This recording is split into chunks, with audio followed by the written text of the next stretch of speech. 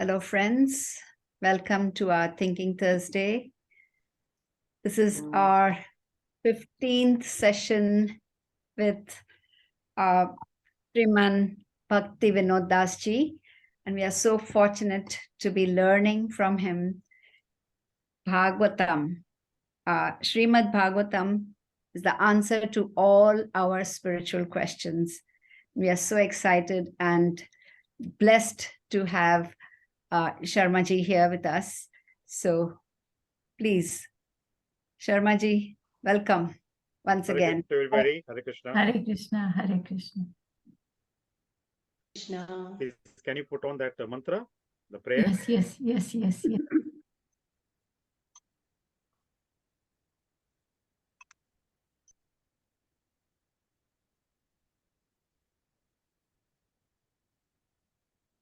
Before reciting, Yeah.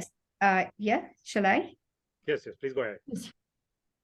So before reciting this Srimad Bhagwatam, which is the very means of conquest, one should offer respectful obeisances unto the personality of Godhead, Narayana, unto Nar Narayana Rishi, the supermost human being, unto Mother Saraswati, the goddess of learning, and unto Srila Vyasadeva, the author. And the Sanskrit version, Yachna. Yeah, okay. Thank you. So word by word I should do, right? Yes. Narayanam Narayanam. Namaskritya Namaskritya. Naram Naram. Deva Deva. Narottamam Narottamam. Devim Devim. Saraswatim Saraswatim. Vyasam Tato Tato. Jaya Mudirayet. Jayam. Hare Krishna. Hare Krishna. So continuing the discussion about the topic from the second canto of Srimad Bhagavatam about the creation. Second canto describes the creation, and that whole creation was discussed and explained by Shukadeva Goswami to Parikshit Maharaj when Parikshit Maharaj asked him the questions about the creation. Interesting point is that I just want to mention what Varshaji said earlier in the introduction. So it is not, the Bhagavatam is not only the answer to the spiritual questions. It is answer to the material questions as well, and it provides the solutions to the material problems as well. So when we read the Bhagavatam step by step, canto by canto, then we will have better understanding that it is not only the scripture which is meant for our spiritual upliftment, but it also guides us, helps us to live our life in a proper, balanced manner in this material world, as long as we are in this body. So Srimad Bhagavatam provides the information relating to the spiritual world and as well as the material world. So in the second canto particularly, Shukadeva Goswami is explaining to Parikshit Maharaj about the creation of the material world, not about the spiritual world. The description of the Vaikuntha planets is nicely explained in the third canto, in the subsequent canto after this. So this is, we are talking about the second canto. Now, the interesting point here is, when Shukadeva Goswami is explaining to Parikshit Maharaj how this whole material creation came into existence, how it was manifested in the beginning, and whatever the description, explanation is given by Shukadeva Goswami, that is pertaining to only one day of Lord Brahma. That means only 12 hours of Lord Brahma. And in 12 hours of Lord Brahma, there are 14 Manvantaras. That means 14 Indras. If we calculate, the calculation, the time factor is a very long time. If we compare the time factor, the calculation of the time factor between the time factor which is applicable in Brahmaloka, the topmost planet in this universe, and the Earth planet, then the comparison, is beyond our imagination. So Shukdev Goswami is telling him. Now, the interesting point what Shukdev Goswami told him, how this whole creation manifested, whether it is spiritual creation in the spiritual world and the material creation. I want to just open this discussion. What could be the reason of the creation of the material world? What could be the reason? Can anyone guess? Rama wants to experience himself. Sorry? I think I read it before. I somewhere said the Lord wants to experience himself. Lord wants to experience himself. Yes, one of the reasons you can say that. Yeah, this Now, is the same thing I read, that भगवान एक है लेकिन अनेक में व्यक्त होना चाहते हैं, तो God yes, is one and he wanted to experience himself as many, so correct. created. So it was the Lord's desire, right? So it was the Lord's desire to experience something. And his desire was so strong that his desire started manifesting in different ways. Different objects, different elements, different senses, different sense organs, and different planets, different universes. So the origin of the creation is the desire of the Lord. Now, we are part and parcel of the Lord, right? We are the part and parcel of the Supreme. Now, many of you also most probably have experienced in your life when you desire for something, and when the desire is really sincere and very deep, very intense, then that object for which you desire, or the person which you desire, that object and person will be manifested in front of you. Have you experienced that? Sometimes, not all the times. Of course, not all the times, but sometimes it happens, right? Yeah. Sometimes it happens. Now, see, we are very ordinary people, correct? Compared to the Lord, we are nothing. So, if our desire also can have that kind of effect, then what to speak of the desire of the Lord? What kind of effect it would have? So, the creation came into existence, it was manifested because the Lord desired to be so. He wanted these things to happen. Now, in the second canto, in the beginning of the second canto, in the previous beginning chapters, it is mentioned that the 16 elements were manifested in the beginning. We briefly talked about these elements, right? The Pancha Mahabhutas, correct? Yes. The space, the ether, air or wind, fire, water and earth.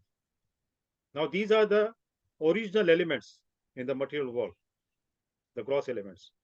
And then corresponding to these elements, there are substances.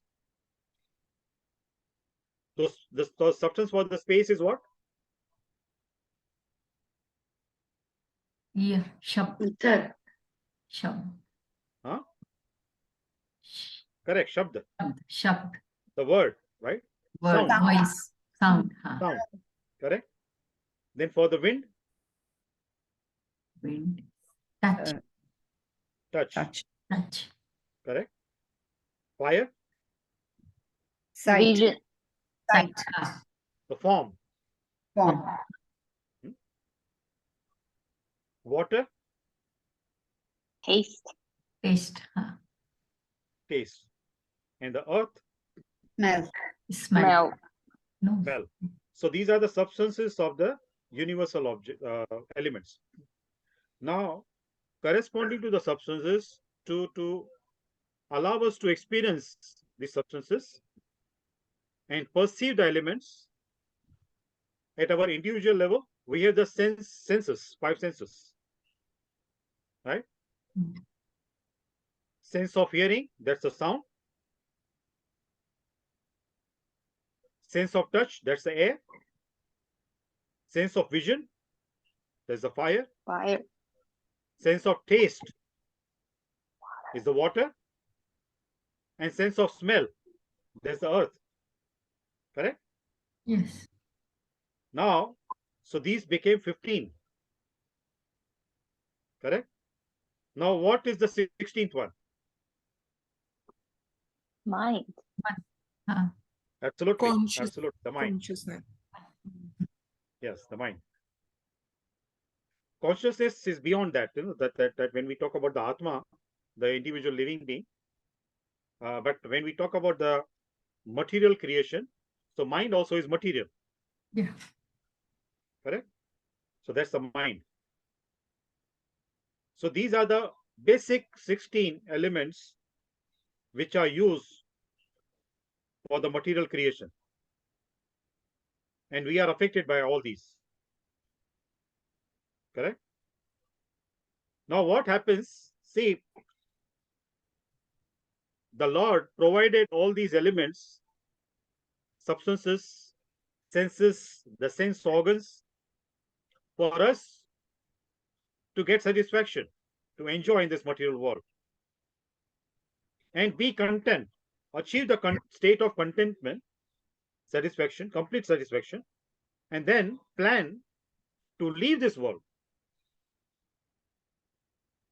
But what happens, unfortunately, in our case, most of us, what happens, because these things are given to us, provided for us by the universal energy of the Supreme Person, we get too much dragged outwardly. We are attracted and distracted to the outside world, and we feel more and more disconnected from the Supreme Person. So then, there is no chance for us to get liberation. We don't go back to the original home where we came from. And we keep on going around in the cycle of birth and death in this material world. Right? Yeah. So then, see, the Supreme Person is so kind. He knows our weaknesses. He knows our shortcomings, our drawbacks. And then he provides the literature. He manifests himself in the written form, his literal incarnation, Shabdavesh avatar of the Lord. Like, the scriptures. In the scriptures, we find the information, the knowledge. What is the purpose of our human life? Purpose of human life is not to enjoy the senses like the other species of life. All the other species of life, they enjoy the senses, right? And this also we briefly had talked about. Different species of life, particular specific sense is strong. Like, for example, in the form of snakes, the sense of touch is very strong. Correct? Dogs and cats, the sense of smell is very strong. Deer, the sense of hearing is very strong. Correct? Fish and camel, the sense of taste is very strong. And elephants, even horses, the sense of sex enjoyment is very strong. The desire of sex enjoyment is very strong. Now see, whichever sense is strong, that same sense becomes the cause of their death or entanglement or the confinement. Like, for example, fish, right? Fish and camel, I said, the sense of taste is very strong. So people catch the fish by luring the fish, by putting something for the fish to eat something, right? and the fish is attracted to that food because of the taste, sense of taste is very strong, then she loses the life. Correct? She's caught, and then she loses the life. Right? Elephants, because their sense, the sex organs are very strong. Sexual desire is very strong. So in the forest, people who want to capture an elephant, male elephant, they would make a dummy female elephant on the way of the male elephant. And on the way, they would put a big ditch and cover it with the grass. So when a male elephant sees the female elephant, and because of the sense of sex enjoyment is very strong, so runs towards the female elephant and then falls into the ditch, and then he's captured. So these are the examples given in the Srimad Bhagavatam, in different parts of Srimad Bhagavatam. So the sense which is strong, that same sense becomes the cause of entanglement, cause of death. Now, we human beings, we have all the five senses which are very strong. Very, very strong. Now, can you imagine, what kind of pitiful situation we are in? If we do not have the scriptural knowledge, then we will be dragged by different senses at the different times. We will be pulled in different directions. The sense of taste would like to have good food to eat. The sense of hearing would like to listen to the very beautiful, soothing music. Right? All the senses are very strong. And because most of us, we don't have the knowledge from the scriptures, we do not know how to utilize the senses, how to engage the senses. And that's why most of the time, our behavior is nonsensical. We behave nonsensically because all the five senses are strong. Actually, if all five senses are strong, so we should be able to behave sensibly, right? But because we don't know how to utilize these senses, our behavior becomes nonsensical in a very stupid way. The word in Bhagavatam, particular word in the Bhagavatam mentioned is mudha. Mudha means the person is very dumb. The person doesn't know how to utilize the senses. In the 12th canto of the Bhagavatam, the example is given about the senses, dragging the person's attention in different directions towards different sense objects to gratify the senses, to enjoy the senses. It is like a man who is married to different women. So each wife will drag the man towards herself, and the man's position becomes very pitiful, right? He cannot act according to his own desire. He always has to act according to the desires of his wives. So different woman will drag that man in different direction, and that means he will lose his own freedom. And that is happening with us, right? We don't have so much freedom. We think that we have freedom, but in reality, we don't have. We are captivated by different senses, and we keep on enduring, then putting hard work, efforts to keep on accumulating the objects, material objects, to satisfy the senses. So we are Godas, right? We are not Goswami. Das means servant or the slave. Go means senses.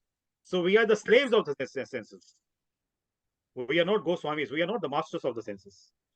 Only people who have proper knowledge of the scriptures, having knowledge is like 50% war already won. But then, if we want to have the victory, have the triumph in this material world, we need to implement that knowledge.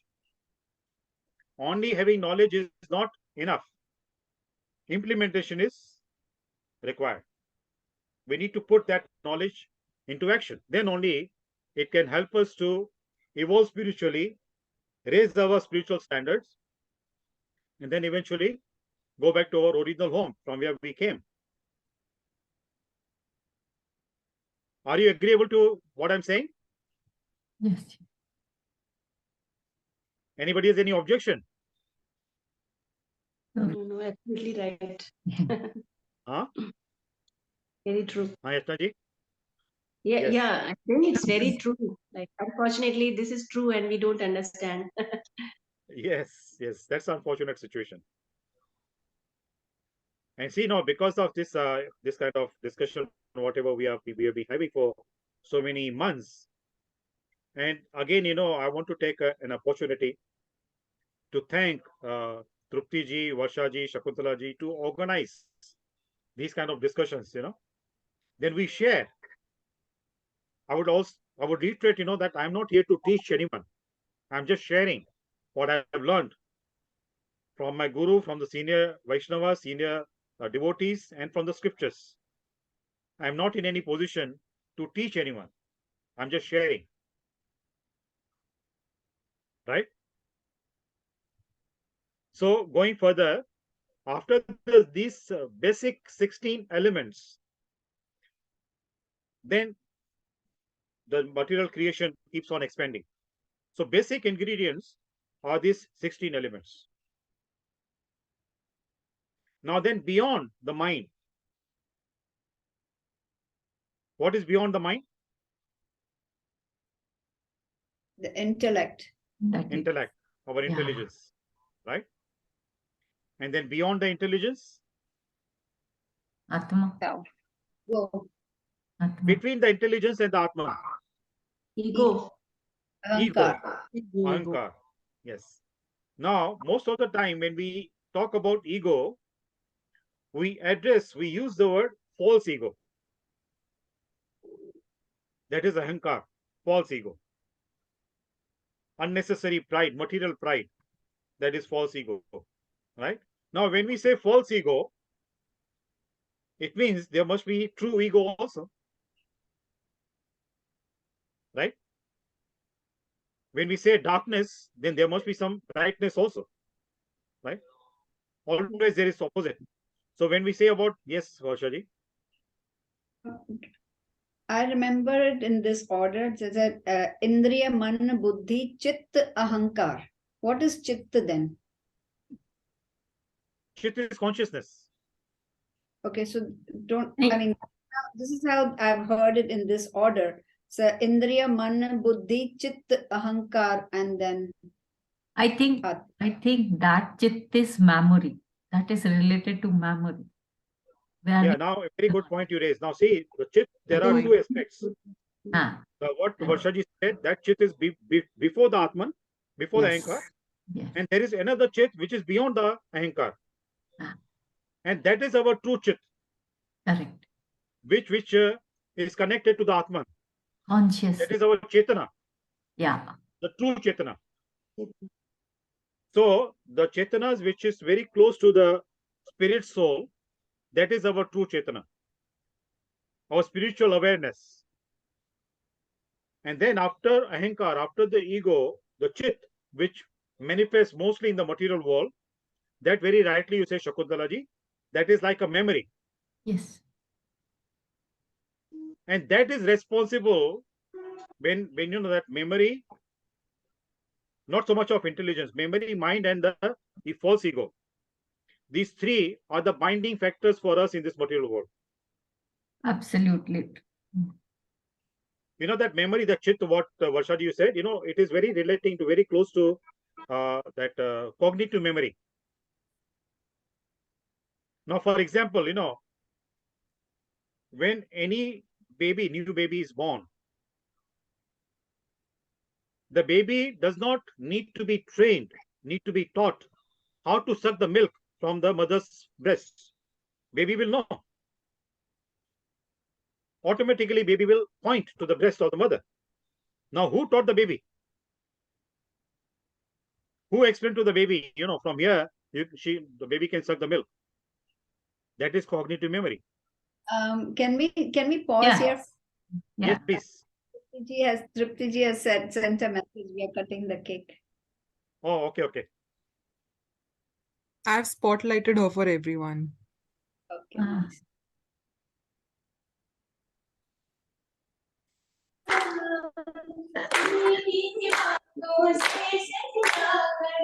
सबको राह दिखाए वो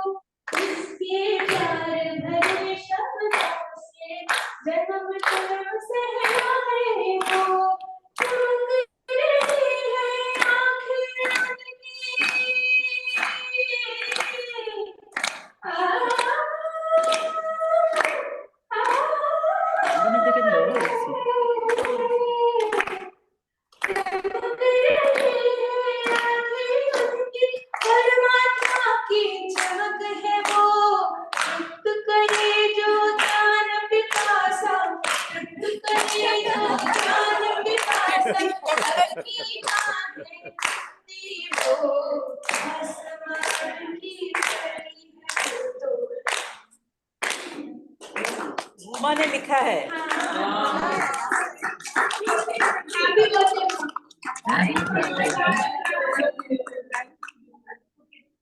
आसमान से उतरी है वो, बिना की पड़ी है वो।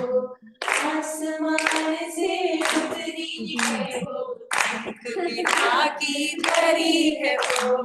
करुणा सागर से आँखों में प्यार से बंद भरी है वो। करुणा सागर है आँखों में प्यार से भरी है वो। जीवन का राज बराबर सब जीवन सिखलाती हो। जीवन का राज बराबर सब जीवन सिखलाती हो। लहर लहर वो प्यार बढ़ाकर सबका मन बहलाती हो। आसमान से उतरी है वो,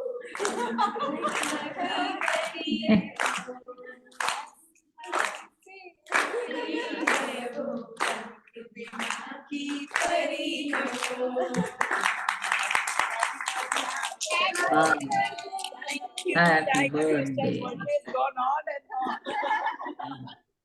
छोटा बच्चा कैसे होता है? मम्मा आज मेरी बर्थडे है, बर्थडे का टाइम है, पर अभी मेरी बर्थडे है। अच्छा, इन लोगों को बोलो bye bye. Happy birthday. Happy birthday. Happy birthday, अरे, ma'am. Happy birthday. ये भगवान, ये तो जल जाएगा बस। जल जाएगा सब कुछ। अरे यार प्लीज ज्योत्सना जी, मिठाई किसी ने आपके लिए भेजा है। किसी ने? चेताली ने स्पेशली बोला मैम को बहुत पसंद आएगा। So sweet.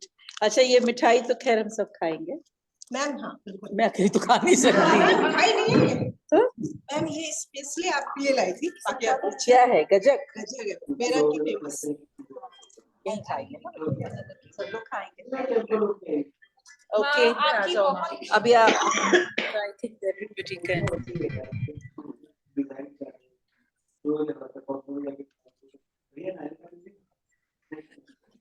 Forum. Sorry, Bhavna. अरे बाप रे, Saint from Hyderabad. She sent from here. एक बात बोलो, आप ना मेरा गीत जो पहुंच गया है उसको काट के अभी दिखा देने के लिए बोलिए ना। कम से कम आज क्या कहते हैं, दोनों देखना वो ऐसा वो दिखाई तो हो जाए। वो दिखाई चाहिए उसका।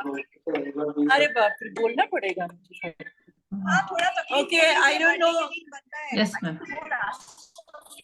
We want to enjoy Yeah, your cake exactly. cutting. Ma'am, we Hi want to enjoy everybody, your, thank you. Okay, ma'am. want to Bye. enjoy We're your getting cake cake cutting. cut. Enjoy. हमारे यहाँ पे। Okay. Looks delicious.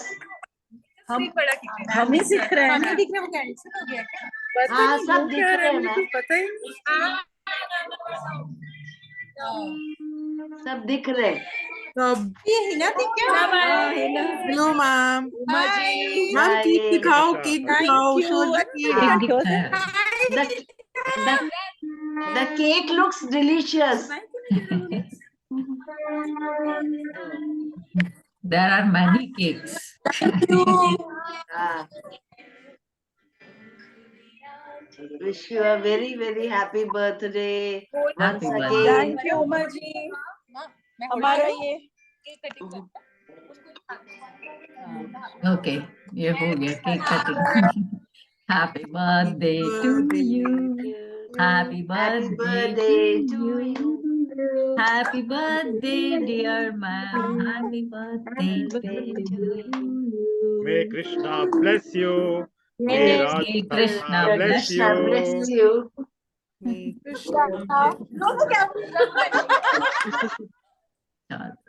So let me wish for everybody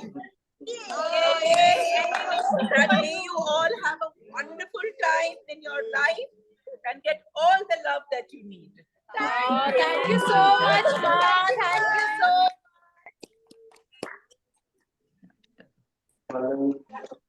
I think now we can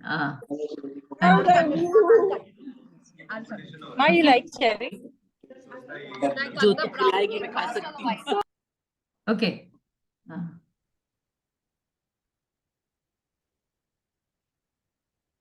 Wait.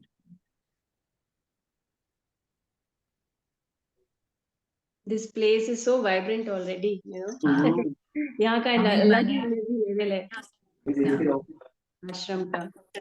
Hi, Rachna थी क्या? I saw Rachna, I guess. Rachna भी है क्या इसमें? Oh, wow. Okay, I think now we can continue. What do you say, Varsha ji? I'm just muting ma'am and we can. You can mute Yeah, ma'am. get back. Yes. Okay. Then that's fine. Thank you. Yeah. Yes, please continue. Yeah. So, Varsha, you wanted to add something, or just you wanted to pause just to watch the cake cutting ceremony? I think that was that. Because there was cake cutting ceremony, no? That's why I said let's pause. That's right. Ma'am sent the message, so that's good. Okay. We can continue now. अच्छा है ना, एक break भी होना चाहिए इस तरीके का. Okay, Yes. continue please. I think in future, not at a too long distance, the time will come, the technology will be so advanced that people will be able to exchange the cakes also through the screen. Now we are able to see the cake cutting ceremony, then people can exchange the cakes and gifts and all that. The technology will become so To taste the cake as well. yes. Certain ads in TV like that, but Yeah. see, 10 years back it was so difficult Like to see the people talking, matlab video calling. We were 15 years back, we used to just listen ki aisa hoga. Now it is happening. yes. But wonderful. So yeah, so we were Man yes, buddhi so we were chit talking about ahankar. Man buddhi chit ahankar. correct. Yes. So see what happens, when we go further and further away from our original identity, our true ego. True ego is we are the spirit soul. We are not this body, right? If we identify ourselves with this body, that means that's a false ego. But when we have that realization, proper understanding and realization that we are the part and parcel of the Supreme Spirit, and we are the spirit soul, the body is just a outer covering of the spirit soul. And that realization can help us to do something, endeavor in such a way, do spiritual practice, sadhana, that we are able to maintain that spiritual identity, the true ego,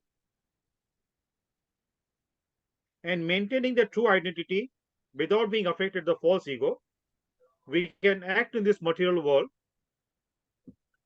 Though apparently our activities will seem like ordinary people, like the other ordinary people are behaving. But we will always be aware within ourselves what is our true identity and what is the purpose of this human form of life. And we should not forget that. We should not forget the goal. Our mind should not get deviated, distracted by the material things. And that can happen, when we forget about the true ego and focus more on the false ego. So for that reason, I was saying that the Supreme Person, Krishna, is so kind.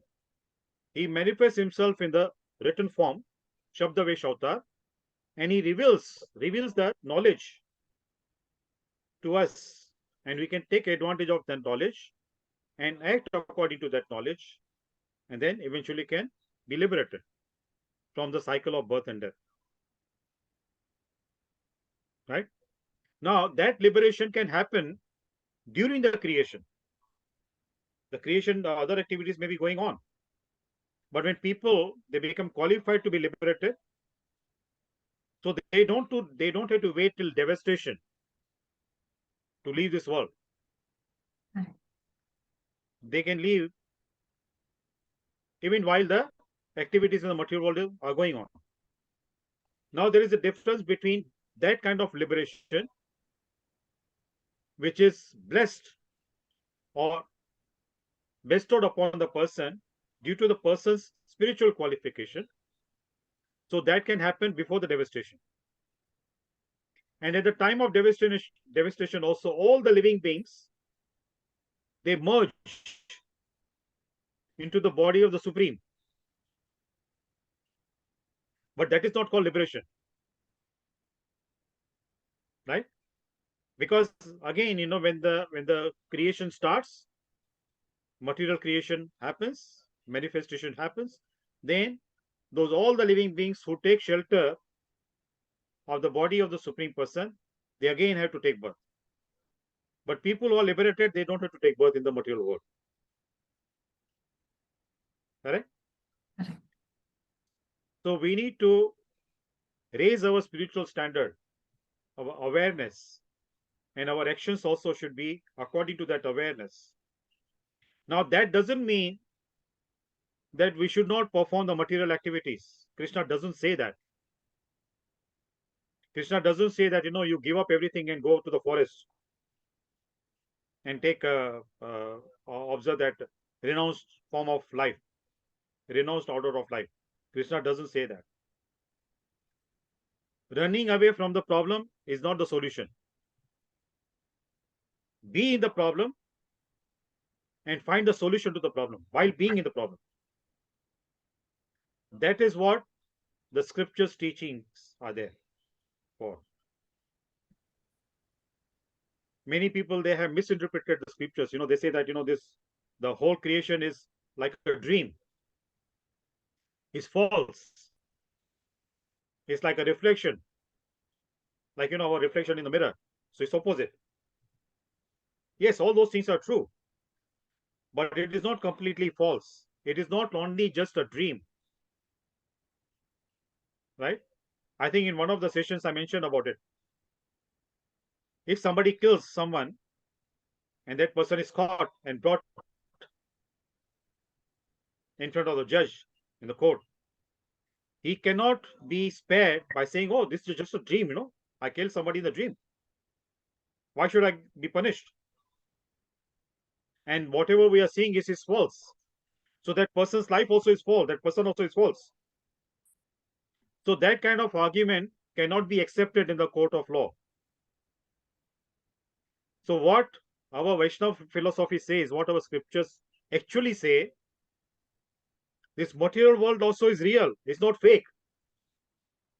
It is real, but it is temporary. If it was fake, then we should not be bearing the consequences. We should not have to face the consequences of the actions. But that is called karma, right? Our destiny. Whatever actions we take, then we have to face the consequences, the reaction of that action. So if this world was a fake world, not real, then there was no question of the reaction of the action. But there is always a reaction to each action. So that can only happen when our actions are real. If the actions are fake, then there is no question of reaction. Am I making sense here, what I'm saying? Yes. Yes. Yes. Sorry, Prabhuji, but I don't know if I missed it. You were talking about false ego and true ego. I didn't understand कि false ego तो था, but what's true ego now? True ego is our true identity. That we are part and parcel of the Supreme Person, Supreme Spirit. And being part and parcel of the Supreme Spirit, it is our obligation, it is our duty, it is our responsibility to serve Him. Like, for example, this finger is part of my body, right? Part of my hand. Now, this finger, if it is connected with my body, I can use it properly according to the injunctions given in the scriptures, how it is to be used, right? But when it is cut off from the body, it loses its identity. It becomes useless, right? So when we connect ourselves with the Supreme Spirit, because we are part and parcel of the Supreme Spirit. So then we realize what is our actual role, what is our duty, what is our responsibility, what is our obligation. And based on that, our actions also will follow. And those actions will help us to go back to that original home from where we came, to the original Father, the Supreme Person. Then we always be connected with Him. But our false ego is that we identify ourselves with the body. We feel disconnected from the Supreme Person, and that's why there is always cycle of action, reaction, action, reaction, action, reaction. Birth, death, old age, disease. The cycle will to go on. So many lifetimes we have been through that. But that memory doesn't come because we are disconnected. That original memory doesn't come. Original chitta. That awareness doesn't come.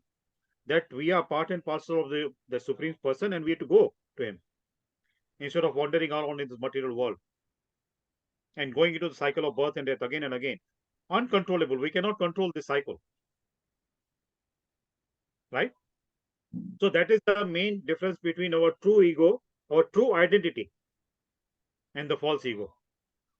False ego makes us wander in the material world. And the true identity, true ego, can help us to get connected with our Supreme Father, Supreme Spirit. So for that reason, I use the word true ego, or you can say true identity, our spiritual identity. In the scriptures, it is said our true spiritual identity is that we are always subservient, servant of the Supreme Person. But we are trying to be the master. Because of the false ego, we are trying to be the master, but we cannot be the master. We are always a servant. We may think that we are masters. That is our illusion. We may control some people, some group of people, like leaders, the state leaders, presidents, prime ministers. They may control citizens, right? But they also control. I was just having a consultation with the 3 family members today. So I was just explaining to them from the Ayurvedic perspective, these 5 elements: space, air, fire, water, and earth, right? So how they control our activities, how they control our thinking, how they control our behavior. So if somebody has this basic knowledge about Ayurveda, that person can never become arrogant. Because that person will have true understanding that we are not the controllers. Actually, we are controlled by these elements. Even the leaders also, when their fire element is strong, they have the capacity to rule over certain group of people or the certain territory. But when the same fire element becomes weak, they become useless. So we are not the controllers. We are controlled by these elements. Now, we talked about the mind. In the same line, in the scriptures, in the Bhagavatam, it is mentioned 3 gunas: Sattva guna, Rajo guna, and Tamo guna. Mode of goodness, mode of passion, mode of ignorance. And we are controlled by these gunas. Right? When the influence of the Sattva guna is strong, mode of goodness, we feel very peaceful, very content, very satisfied, very calm, very grounded, right? Very helpful towards others. We show sympathy, empathy towards others' pain. And when the mode of passion is strong, it has strong influence on us, we become very aggressive, very hyper.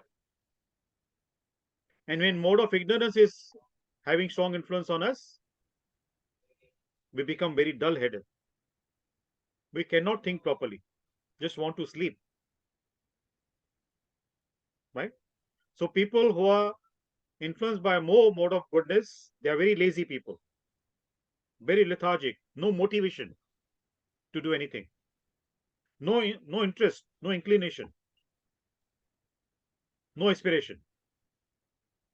And people who are in mode of passion, they are very aggressive, very hyper, very egoistic.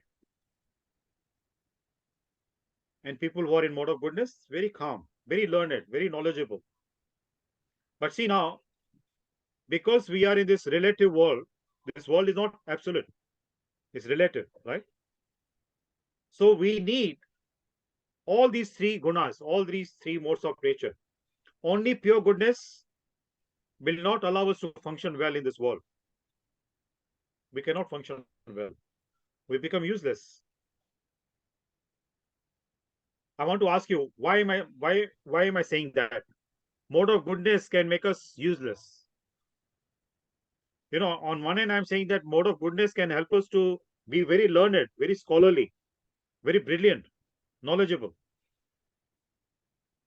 But at the same time, I'm saying that if somebody has too strong mode of goodness, that person can become useless in this world. Why? Why so? Maybe then other person can use his goodness. People can misuse their goodness. But see, you need to think a little bit beyond that.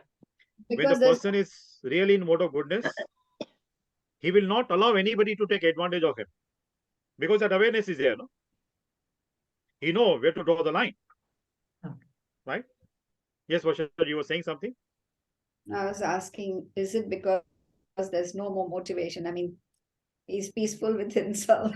No need Yes, to. absolutely. No Absolutely. inspiration to do Yes, anything. no interest to share what he has learned, right? In one of the sessions, I said knowledge in scriptures, it is the symbolically it is considered as water. So when the water becomes stagnant, it becomes useless, not drinkable. It loses the energy. So the knowledge has to flow. The person who is in mode of goodness, who is very learned, yes, so much knowledge, but he does not have any interest to share. What is the use of that knowledge? That means the person becomes selfish. He just keeps to himself, keeps that knowledge to himself. So that kind of knowledge is of no use. So he becomes useless for the society. So for that that inclination, that motivation to share that knowledge, passion is required. Yeah. Mode of passion is required, right? And for the person who is in the mode of goodness, even mode of ignorance also can be very helpful for him, because the material world is such, no matter how nice a person may be, always there will be some people, they will find faults in him, criticize him. So when the mode of ignorance is used by that person who is learned, knowledgeable, because of ignorance, mode of ignorance influencing him, he can ignore the criticism of people who are not worthy of paying attention to, right? Does it make sense what I'm saying? Correct. Yeah. So in this relative world, all these three modes of nature are required. But then how to use them in different situations, that awareness, that knowledge comes from the Shastras and Guru. Guru teaches us in different situations what kind of mode of nature is to be used, right? People who become too much ignorant, little bit happens in their life seems like shattered. They feel depressed, correct? Very easily. Nowadays, most of the people, they are influenced by mode of ignorance. They don't have knowledge. So such people, they feel very shattered. Little bit happens, little bit change in life, they feel shattered. They feel that everything is gone, everything is lost. Such people, they don't realize their own worth. They only think that if somebody praises them, they are worthy. But if somebody criticizes, oh, they are worthless. This also happens because the person does not have the understanding, the awareness about himself or her true identity. When the true identity is there, it doesn't matter if somebody is criticizing or praising. Doesn't matter. Of course, we'll feel good if somebody praises us, but then the criticism should not have that kind of effect that we completely go down the drain. So for that reason, we need to realize our own worth. Right? So all these, I just shared some examples with you to illustrate the point what scriptures say, that all three modes of nature are necessary. Like, see, for example, mode of ignorance makes us sleepy. Right? Now you can ask a person who did not get good sleep in the night, how miserable he would feel the next day. Right? So mode of ignorance also is necessary, but everything has to be in proper balance. Right? So balance is the key. And how to balance these things, how to balance our life, all this knowledge, the information, guidelines are given in the scriptures. Only we need to make an effort to study them properly, scrutinize them properly, study them, and then put that knowledge into practice. Acharya Then ji when we हमारा एक सवाल है। पूछिए आपने अभी बताया कि भागवतम के जरिए कृष्ण जी ने कलयुग के लिए नॉलेज छोड़ के गए, सो दैट ये जनरेट जो आए कलयुग में जो लोग आए उनका उद्धार हो सके इस नॉलेज के जरिए। हाँ। लेकिन राम और कृष्ण ने अपने टाइम में एक टेक्नोलॉजी भी यूज की थी। तो जैसे कि भीष्म पितामह अपने वो शैया के ऊपर से सब कुछ देख पा रहे थे, और रावण ने वो एरोप्लेन बना के जिससे सीता को लेके गया था अपने जमाने में।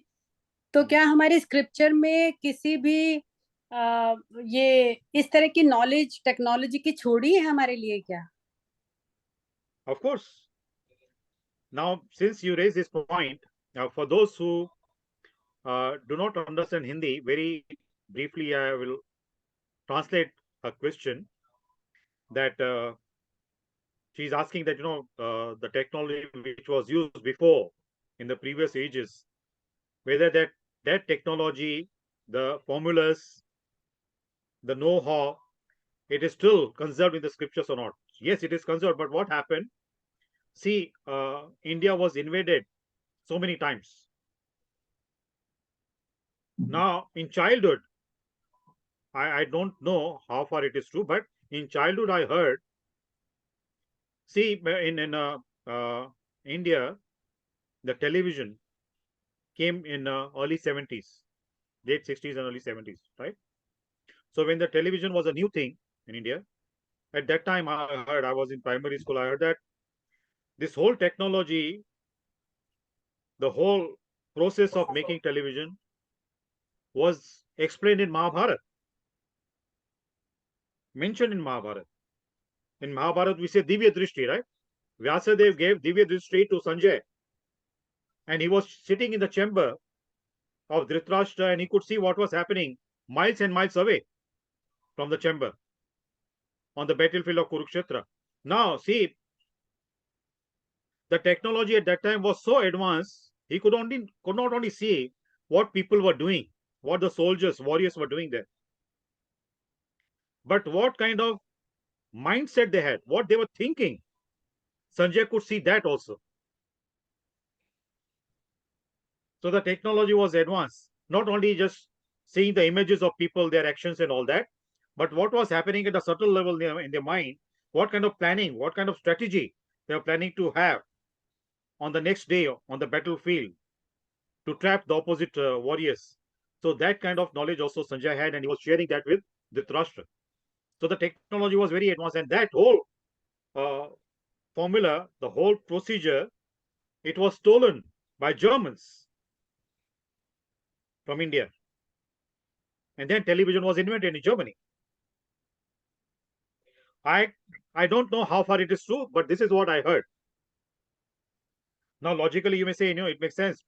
So this whole science, whether you talk about the technology or the health, from the health perspective, so many wonderful formulas are given in Ayurveda.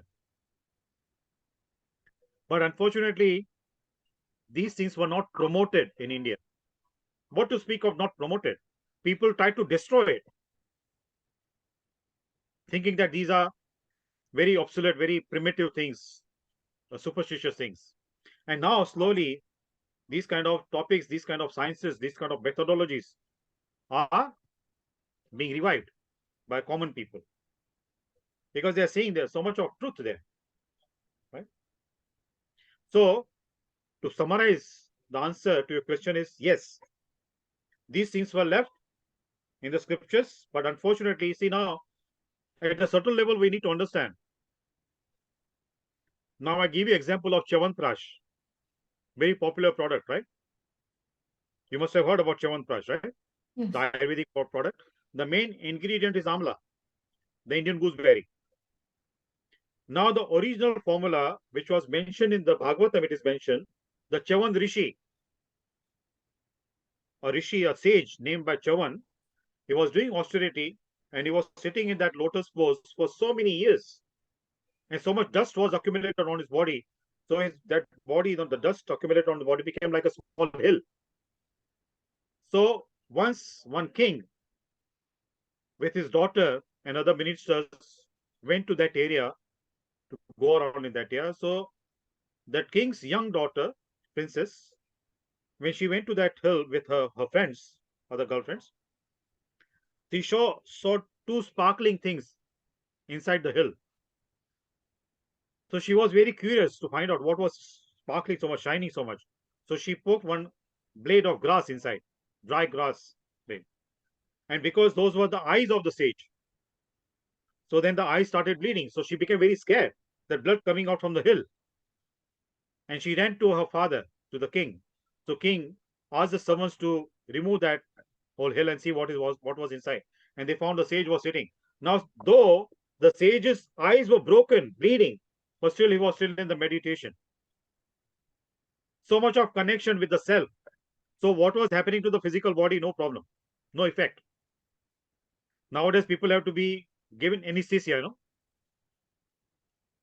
to feel disconnect. But at that time, meditation was the method to disconnect ourselves from the outside world. So then what happened? The sage came into consciousness. King woke him up. And the sage said, now, your daughter made me blind. So you have to give your daughter in marriage to me so that she can take care of me. I'm an old man. And in those days, the warriors, they could not refuse the request from the sages. They had so much respect for the sages. They could not refuse. So the king also could not refuse. And it was king's daughter's fault, right? Though she did out of ignorance, but still it was her fault. So king arranged the marriage ceremony. After some time, the king went to visit his daughter to see how they were doing, the old sage and his daughter. So when he went there, he saw his daughter was enjoying with a young man, sitting with a young man. King became very upset. And he chastised his daughter. What nonsense you're doing, You left your husband because he was an old sage and now you're sitting with a young man. Then his daughter laughed. He said, he's my husband. He's the same person. He revived his youth because he used the formula which was given by Ashwini Kumaras, the citizens of the heavenly planets. And they gave him formula. He made that kind of what we call it, jam from the Indian gooseberry. And then he became young again. He got the eyesight also back. Right? So now that original formula cannot be found. Sometimes in the seminars I say, what to speak of people who are eating Chyawanprash, they cannot stop themselves from becoming old. The people who manufacture also, they are getting old. Because the original formula is lost. Mother Earth, when she sees that people are not qualified to be benefited by the medicinal values, properties of the herbs, she will hide those herbs. She will not produce those herbs. Like a woman, when she sees the child is very mischievous and he will misuse some kind of toys or something, she will hide the toys from the child. Because the child may break the toys. Child doesn't know how to use the toys, some toys. So Mother Earth also same. When she sees, the children, they will misuse the properties of the herbs and they will be more interested to enjoy their senses and forget about the goal of human life. So better I hide these things. So those herbs are not produced anymore. So the technology also, I gave you this example in relation to the technology. So technology also was there.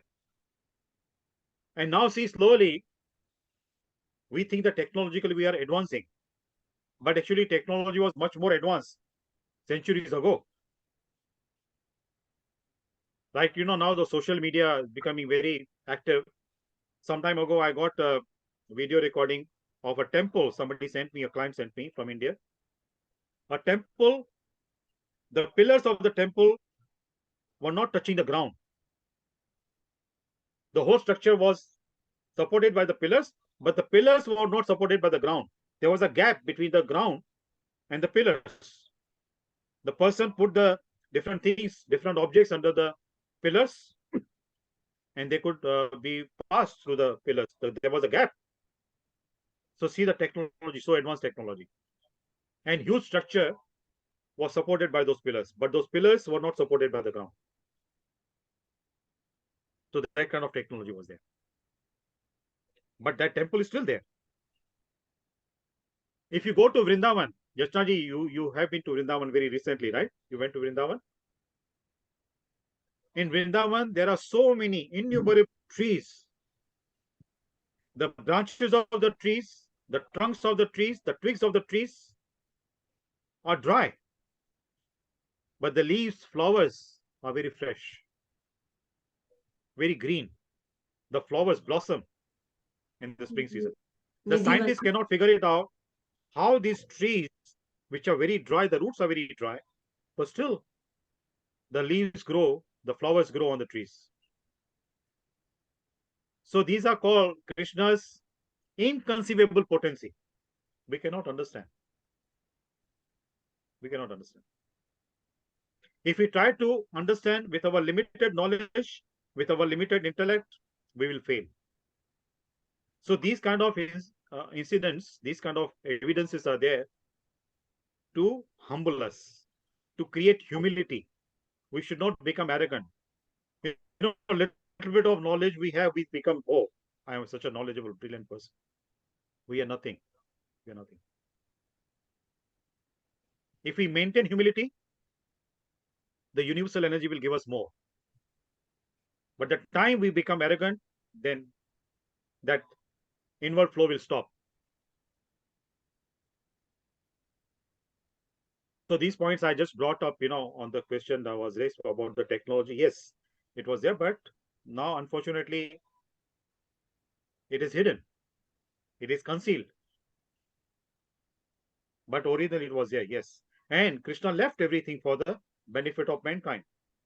And it's the nature's law. If we misuse something, we lose it. Then the nature will not supply. But if we keep on using it in the proper way for the right cause, nature will provide more and more. Because the flow is in the right direction. When the flow of our knowledge, flow of our skills, flow of our talent is in the right direction, the universal energy, Supreme Person will give us more and more. So at least for that sake, in order to be getting more and more, we need to maintain that humility. Right? Yes. Any other question? Thank you. Just to Does it answer your question properly? Yes, yes. Thank you so much. And if I remember correctly, just to support the same thing, I think in Bombay there is a museum where the scriptures formula is given for how to make an aeroplane. I think that is taken from Treta Yuga and how the Pushpak Viman was made. So Yes. I have heard of that there is some museum or something is there where this scriptural knowledge of how to prepare an Yes. plane is. Now see, Shakuntalaji, you mentioned about the word Pushpak Viman. What does it mean? Pushpak. Flower? The plane which is made of flowers, Flowers. right? That means the technology was so advanced. The plane, it was open and it was made of flowers. So flowers are so delicate, right? But still, it could fly and could sustain the heat of the sun, the strong wind. The Ravana had that plane, right? Pushpak Viman. Yeah. So you can imagine the technology was so advanced. Now, can you imagine that if any aircraft in the space, in the sky, flying up, if somebody opens the door, what will happen to the plane? Vanish. It will crash, right? Yeah. It will not be able to sustain the force of the wind there. But at that time, in Treta Yuga, the technology was so advanced, the plane was open. And that was a small plane, Ravana had. If you read later on, maybe with that topic we discussed, about the Kardama Muni. Kardama Muni had a plane which was much, much bigger than a big city. He had the swimming pools on the plane, gardens on the plane, and he was enjoying. He was going around in the space. He had 9 wives, and he was enjoying with them on the plane. 9 wives, or he expanded himself in 9 forms, like that. So the plane, the edge, huge edge, big city. So technology was very advanced, very advanced. So yeah, now we feel so much proud and arrogant about our technology advancement and all that. Actually, compared to the previous technology, this technology is nothing. And now, we are talking about the technology, the devices, gadgets made by men, right? Now, you see the technology which is provided by the Supreme Person. You might have heard that, the capacity of the human mind when it comes to storing the information is much more than any computer's hard disk, right? We are storing the information for so many lifetimes, and many times, those images manifest in our dreams. Many times you might have experienced that, we have a dream of a place or people we see in the dream we have never met before in this lifetime. We have never visited those places in this lifetime. Then how can we dream about such places, such people? So that information is stored in our mind. Maybe in one of our previous lives, we might have visited that place and we might have met those people.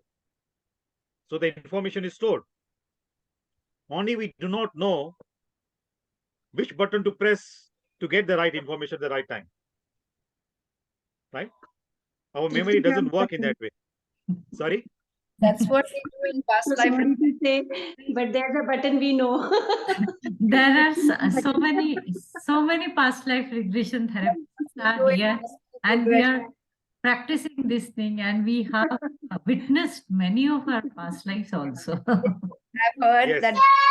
Amazing ones.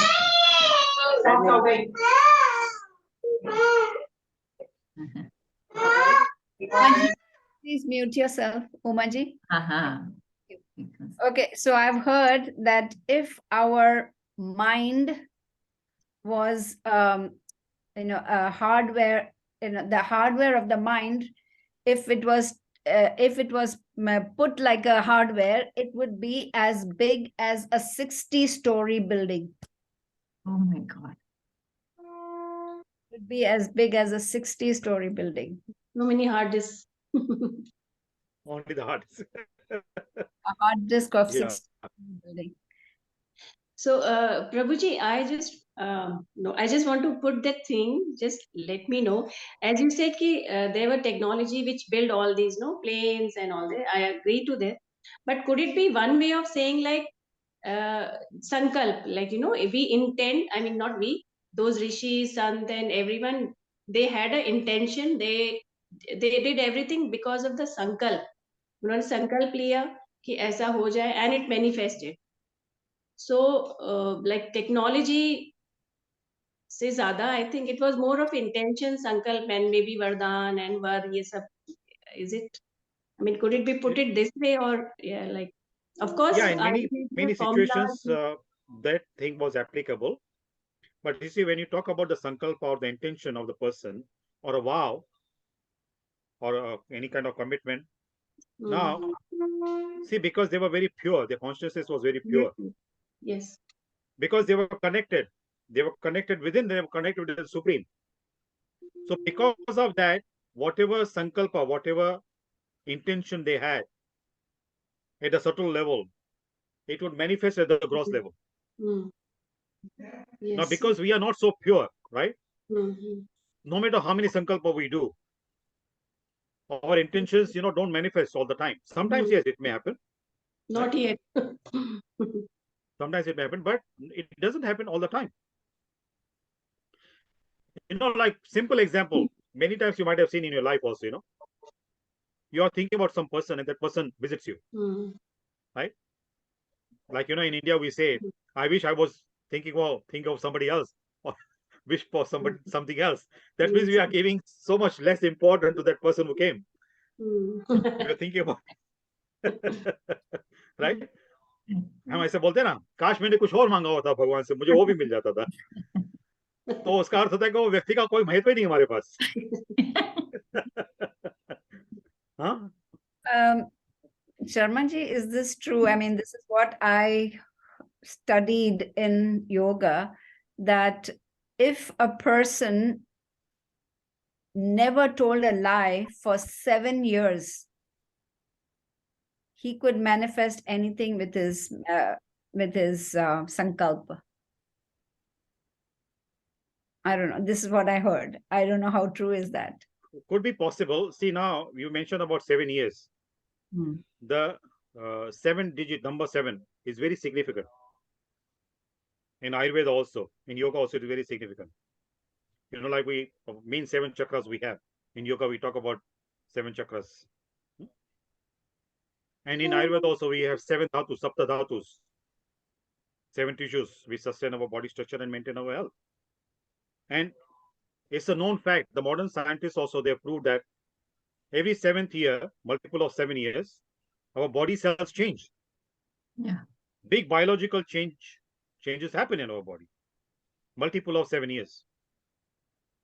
So yes, from that perspective, what you said, it can be possible. It may be possible.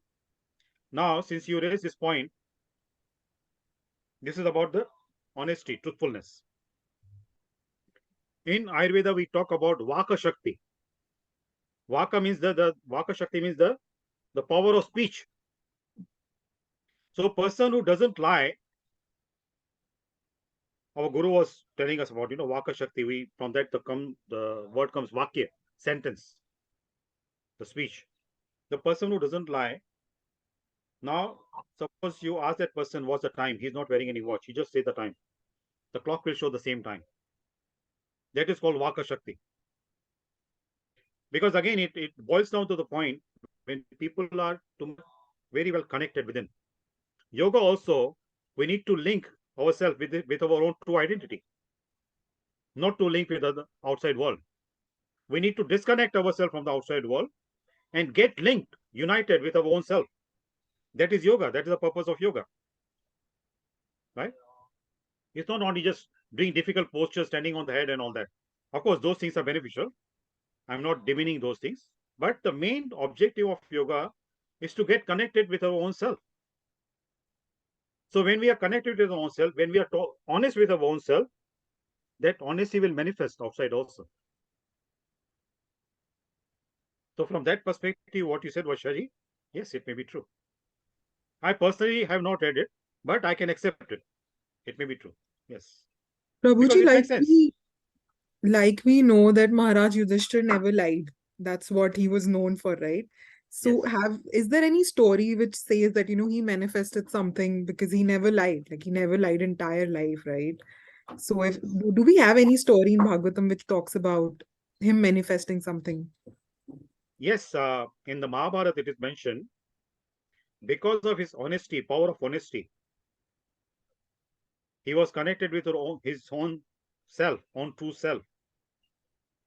The symbol of his disconnect from this material world was so obvious, so strong, that the chariot which he used to use, that chariot would not touch the ground.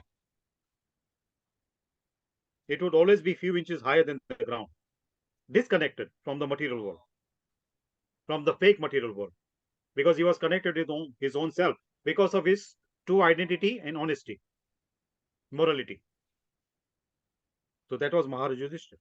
So that was the evidence of his honesty, that he was connected with his own true self and disconnected from the world. He was not attached to the world. That's why his chariot also was not attached to the ground, detached. But now, since you raised this point, in one of the sessions I mentioned, now see, these are the material things: honesty, morality, abiding by the injunctions of scriptures. Above all these things, we need to see from the spiritual perspective. Like you see on the battlefield of Kurukshetra, when Krishna told Maharaj Yudhishthira to lie to his guru so that his guru can be killed, Maharaj Yudhishthira was very reluctant, because he was so much attached to his honesty, morality, truthfulness. He was reluctant to obey the instructions of the Param Truth, the supreme truth, absolute truth, the supreme person. What can be more valuable than following the instructions of the absolute truth? Material truth does not have any value in front of the absolute truth, right? So it is said, because he was reluctant, eventually he did it, but he was very reluctant. So because of his reluctance, his chariot came down on the ground on that same moment. So this kind of instances, when incidents, when we read, these are mentioned not only in the story form, but these incidences happen. These are histories, right? So we need to learn from these kind of historical events. What kind of lesson we learn from this? In one of the sessions I mentioned, that honesty also is very relative in the material world. Like it's very obvious in India, in the court of law, the witnesses, they lie, right? But legally, the point is proved, it's right. It's factual, right? The judgment is given based on the facts. So legally, it is proved right, but morally it may be wrong. And what is morally wrong, morally right, spiritually it may be wrong. So above all this, whether we call up from the spiritual perspective, material perspective, legal perspective, moral perspective, social perspective, all these perspectives are all right, but they are very relative. They are not absolute. When it comes to following the honesty which is mentioned in the scriptures, that will be the top, and will be at the top. So we need to follow that. So just, to summarize what you asked me, yes, Maharaj Yudhishthira, that was a symbol. His chariot was above the ground level. So that was because of his honesty. Right? Any other point somebody wants to raise before we conclude today's session? It was very interesting session also today, very interactive. And we had a memorable thing also, the celebration of birthday of Trupti ji. So that made it more interesting. And we have got energies from Rishikesh also. Now Yeah, that is true. That's Yes. interesting today's. Any last question or comment before we conclude?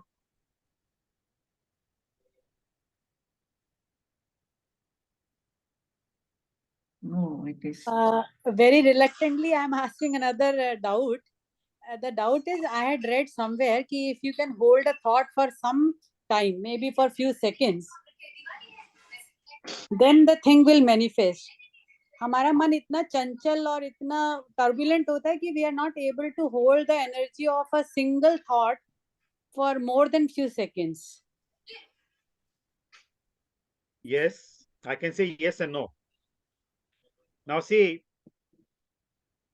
on these lines, that's why this has become very popular. Think positive, think positive, think positive. Right? Of course, thinking has the effect. But in the material world, as long as we are alive, the actions have more effect on our life than our thinking, as long as we are alive. In Ramayana, Ramcharitmanas, not Ramayana, Ramcharitmanas, there is a chopai, Karma Pradhana Vishwa Rachi Rakha, Jo Jas Karahi, So Tas Phal Chaka. Particularly in Kali Yuga. Like supposing if I'm just thinking about harming someone, killing someone, I will not be punished. Until and unless I do that. Unless and until my thought manifests in actual action, I will not be punished. I will not get the reaction. So positive thinking also, if it was so effective, positive thinking, if we train beggars to think positive, they become millionaires. They can become millionaires. But that's not true. To earn livelihood, only thinking is not enough. Action is required. If any employee sitting at the home having positive thoughts, oh, my boss will credit the money at the end of the month, even if I don't work, it will not work. The boss will say, you come to the office, or even if you're working from home, you work, then only you will be paid. Without work, no salary, no remuneration. Only just by thinking positively, many things don't manifest. Action is more important. But in Bhagavad Gita, Krishna says, at the time of death, what kind of consciousness, what kind of thought process the person has, according to that, he gets a subsequent life, next life. Because after death, there is no action, right? So that thought will carry that person's soul and will make that form manifest. So the thoughts can manifest at the time of death, what we are thinking, that can manifest very easily. And that is mentioned in Bhagavad Gita also. But as long as we are alive, our actions are more important. When we keep on thinking about something, that will manifest in the action, and that action will attract the reaction. Yes, again, I'm talking because we are living in the relative world. The same kind of rule is not applicable to everybody. Some people who are very pure, just by thinking, they can manifest. So level of purity counts. If the person is not pure, no matter how positive he thinks, things will not change. Probably this thing has always confused me, जो आपने अभी बोला ना कि the thought that you have at the end stage of your life that decides your next birth. So I have also read it, but somehow, what if the karma of that person throughout the life have been good, but during that last moment he's thinking about, say, a regret or a guilt that the person has. So will that have more impact, or the karma that the person has done throughout the life? Yeah, see now, Next very good birth. point you raise. Very good point you raise. So see, like in English, there is a saying, the ends justify the means. Right? So at the time of end of the life, what the person is thinking, if the person is regretful about the previous bad karma, sinful activities, forgiven. He deserves to be forgiven because he's regretting. And then after that, many times happens, in our life, as long as we are alive, we regret a lot. Right? We apologize, we feel guilty, but still we are alive. After the effect of that reaction is gone, back to square one.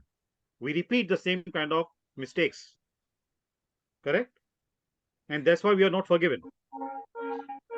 But what happens at the time of death, if the person is regretful, he's not continuing the mistakes again. That is over. So because of that, the person deserves to be forgiven. So that's why Krishna says at the time of death, he gives the example like, when the air goes over a flower, so it carries the fragrance of the flower. So at the time of death, the 10 types of air leave our body.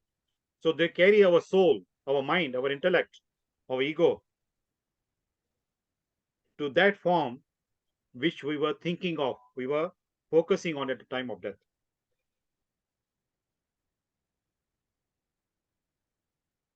So this is very scientific. What is mentioned in Bhagavad Gita, what Krishna says, is very scientific, very scientific. And normally it is said, that different factors involved. According to the karma, previous karma of the person, that kind of mindset the person will have at the time of death. It's not automatically the person's mind will change. Doesn't happen. That's why abhyas, regular practice, is mentioned in the scriptures. Practically, we see, if a student, supposing secondary level student studying, whole year he's wasting his time in playing and all that. And towards the exam, he wants to study. You are very close to the exams. He wants to study. He will not be able to score good marks. His brain will not work at that time properly. At the time of writing the answers in the examination hall, he will not be able to answer properly. So the whole year's practice is required. Then only in the examination he can do that. So the point of death is like our exam, what we did throughout our life. It's not automatically, many people, they think, oh, when we become old, then we have to do the religious activities, devotional service and all that. No. When the body gives up, body does not have any energy, what kind of devotional service we are able to do at that time? So when we have the energy, we have to utilize that energy properly, so that in old age also, if we miss out something, we have already enough reserve from our young age, and that will help us in old age at the time of death. That will come to rescue. If that's the case, then I read a book about this person, Ajanme something, I'm not recalling his name. Ajamil. He did everything throughout his life. He was into women and, abusing and everything, thief. But in the end moment, he said Narayan, and then he was forgiven. He just took. So if that's the truth, like, end decide the means, then this story is a little confusing in that case. Now see, what you mentioned about this Ajamela, it comes in the 6th canto of the Bhagavatam. 6th canto of the Bhagavatam. So, see, he was born in a Brahmin family. So in young age, he learned the Vedic mantras, he was chanting, he was doing rituals and all that. He was very good at that. He got married, he got children also from his wife, and he was very obedient to his parents. So one day his father told him to go to the forest and get particular wood. It's called aranya wood, which burns very easily when we do the yagna, fire sacrifice. So his father wanted to do specific kind of yagna, havan, fire ceremony. So he told Ajamela to go to that particular forest, and collect that wood from there. So when he was coming back, so it was very far, that forest. When he was coming back, by that time the sun was about to set. When he was entering the village, at the entrance of the village, he saw a very low-class woman, very cheaply associating with a man, revealing her body parts and all. So he became very attractive. But then, he had that culture. Then he corrected his thinking. Oh, I should not think about this. It's not right, immoral. So he went back home. But that thought, he kept on contemplating on that actions and all that. Then see the thought process. It became so much strong and strong. Then he decided to get that woman. He went to different places, different villages to ask what and all. Eventually found her. Hare Krishna. So he found that woman. Then he told that, he wanted to associate with the woman. Then he became so attached. I'll just, summarize the whole thing. He became so attached to that low-class woman. He kicked his wife out from the house. He kicked his parents also out, and he started enjoying the wealth which his father had accumulated. And because of that, the villagers were very upset with him. Now he was associating with this low-class woman, so they told this Ajamela to leave the village and go and live somewhere else. So Ajamela could not, he was so attached to this woman, he could not leave that woman. He left the village and went and stayed in some other village where people did not know so much about him. Now he got 9 children from this low-class woman, prostitute. One day, some sages visited the original village where Jamila used to live before. So the sages visited there, and when they were leaving that village, so they said, they were going to some other part, but they would like to halt, they would like to stop over somewhere in between before continuing the journey. So where should they stop? Where should they take the shelter underneath? So these people, because they were so upset with Ajamil, so they thought, this is the right time, right chance we are getting. If we tell the sages to go and stay with Ajamil, Ajamil will make some mistakes, commit some mistakes. So these sages will curse him, and then he will be doomed. So they told, go and stay with Ajamil. He's staying there. So the sages went there. Now see, Ajamil, though he was born in a Brahmin family, because of the association of a low-class woman, his character became low. But that woman, in association with Ajamil, she learned something, some Vedic rituals, how to be done and all that. So she learned how to take care of the sages, how to be respectfully serve the sages. So she served the sages very nicely, and she was pregnant at that time with a 10th child. So next day when the sages were leaving, so at that time they asked Ajamil to ask for some boon, some blessings. So Ajamil, his Brahminical culture manifested. Then he told them that I want to confess that actually, I'm not a Brahmana and she's not my wife. You thought that she's my wife, but actually, he summarized the whole incident, whole history. Sages became very upset with him because sages, would not eat and drink from such a low-class man's house. But then they said, whatever happened, it's happened now. Maybe it's destiny. So they said, we cannot curse you because we have eaten, you gave us the shelter, you took care of us, and your wife very nicely served us. So now we just request you, the sages are telling Ajamil, we request you that you name your 10th child, which is going to be a boy.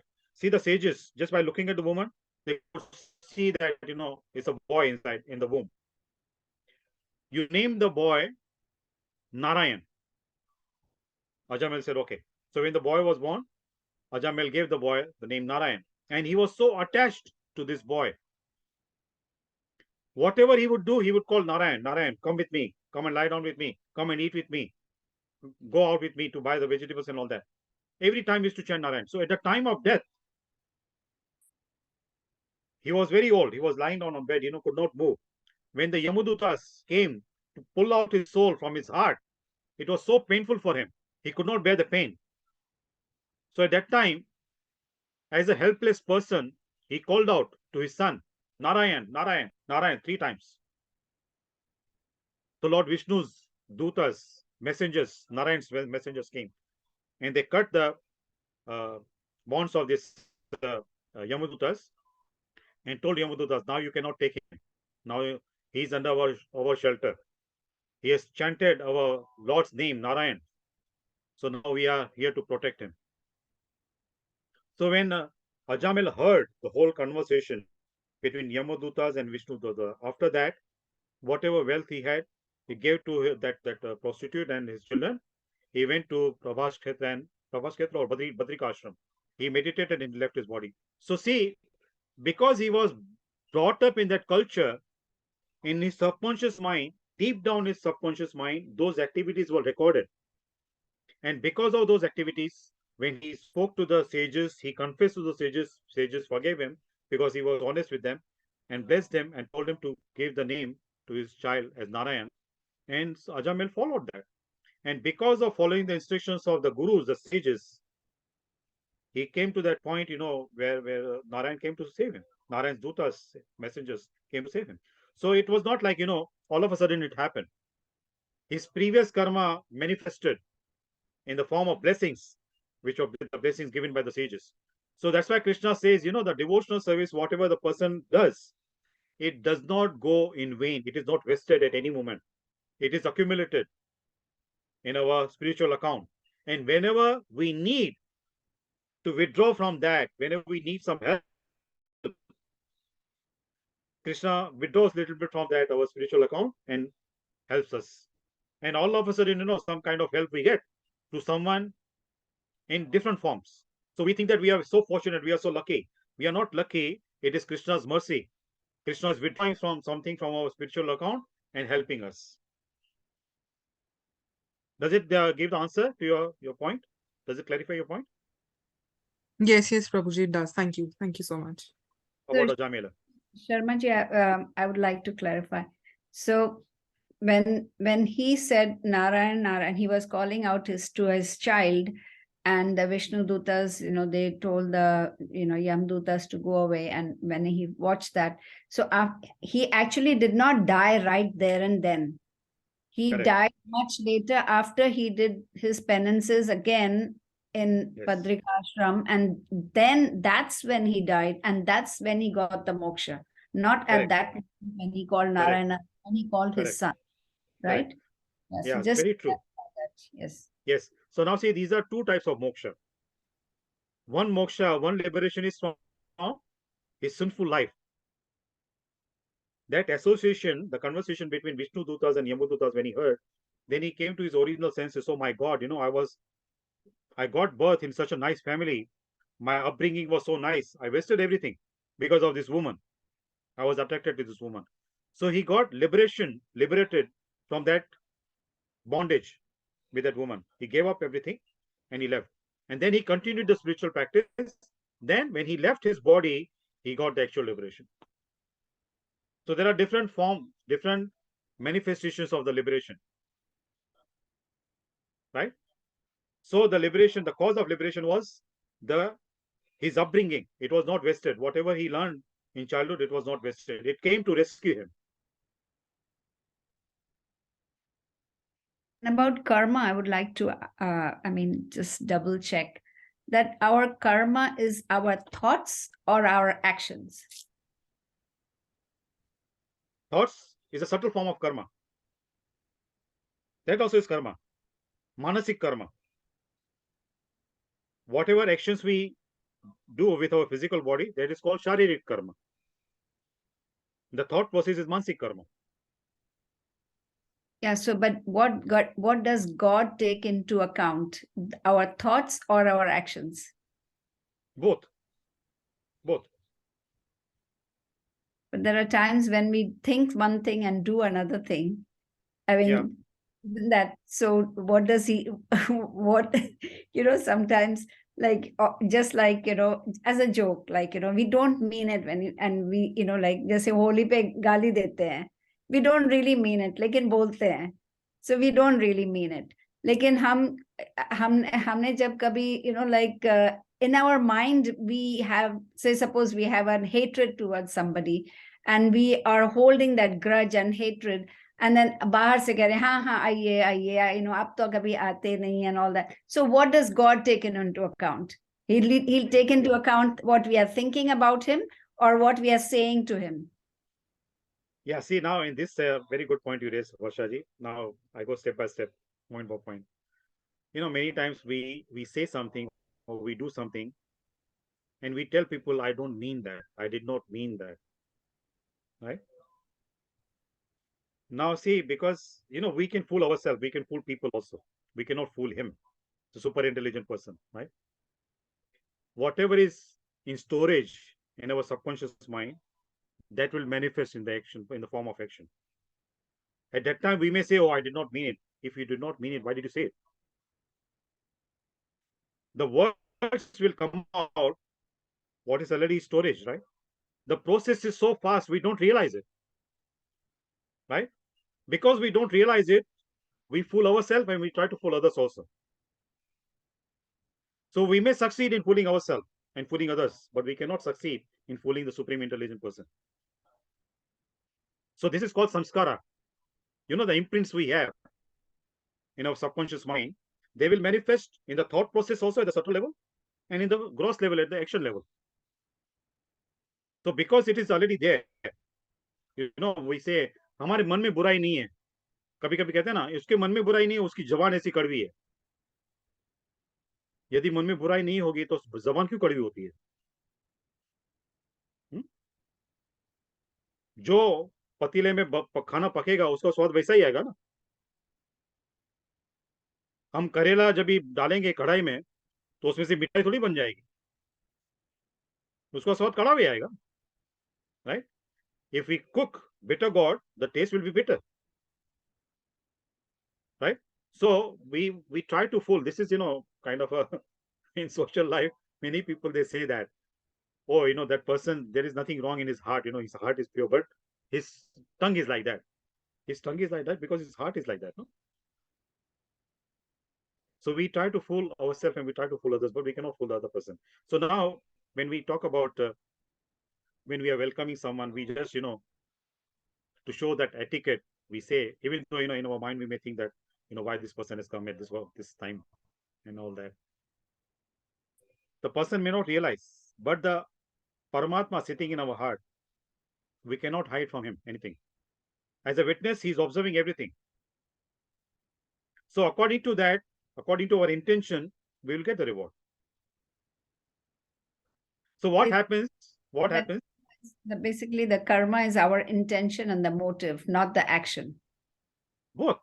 As I said, you know, the motive and intention is the subtle karma at the mental level. And whatever we physically do, that's our physical action. So that is also action. But physical action in the material world, because it's a physical world, physical action, we have to face the consequences more compared to the mental action. As I gave you example of, you know, if I think of killing someone, I will not be punished for that unless I kill someone, right?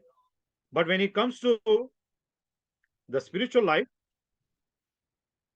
when devotees, when they are advanced, when physically they are not capable of serving the Lord, they can serve the Lord at the mental level. In devotional life, even if somebody is standing in front of the deities, serving the deities physically, but his mind is somewhere else, he will not get the benefit of devotional service. So that's the difference between devotional life and material life. In material life, the physical actions are more important, right? When we welcome somebody, what we talk to the person, that is more important. What we are thinking, that person will not realize. The person will not think, oh, that person is giving me, you know, thinking, cursing me that why I came to visit him at this hour, but welcoming very nicely. So the people will see only welcoming gesture. But in the devotional life, the Paramatma sees what is our intention, what is our motive when we are serving the Lord. When we are chanting also, if only our tongue is moving, but our mind is going here and there, we won't benefit much from the chanting. That's a lip service. So the Lord sees our intention when it comes to devotional service. What is our motive? What is our intention? And according to that, he rewards. It's a very deep topic, you know, when we discuss. So in nutshell, you know, this is what I would like to share with you. What is my understanding? My limited understanding about this. Yes. If you want to add something, Bashaji, please go ahead. No, that's correct. That's correct. Of course, you know, I agree with that. Yeah, that's my understanding, that our intentions, our motives are important. Yes. Yeah. Even in the material world also, you know, if somebody kills someone in the court of law, so they will see what was his motive behind it. That's then right. according to the motive, the punishment can be less. Punishment will be there, but it can be less. The circumstances. So both actions are important, at the mental level and at the physical level also. But in the material world, to summarize it, in the material world, physical actions have more effect. And when we talk about the devotional service, at the mental level, what we are thinking by serving the Lord, that has more effect. The Lord sees that. The Mansi Seva. What we are offering physically, it is secondary. But what is our mood while doing the offering? That is more important for him. So he sees that. Right? He doesn't pay so much, he doesn't give so much significance, so much importance to the objects, what we offer to him. He sees what is our objective behind it. Objects are not so important. Objective is more important. Does it make sense? Absolutely. Yes. Thank you. Interesting. Yes. Interesting session and interesting discussions and wonderful questions also. Answers, definitely. Thank you. Thank you very much. Enjoyed. Thank you so much. Thank you very much, everybody, for participating very actively. Thank you. Hope to see you soon. Thank you. Prabhuji, thank you, everyone. Thank you so much. Thank you. Thanks a lot. Hare Krishna. Hare Krishna. Hare Krishna. Radhe Radhe. Jai Shri Radhe Radhe. Radhe.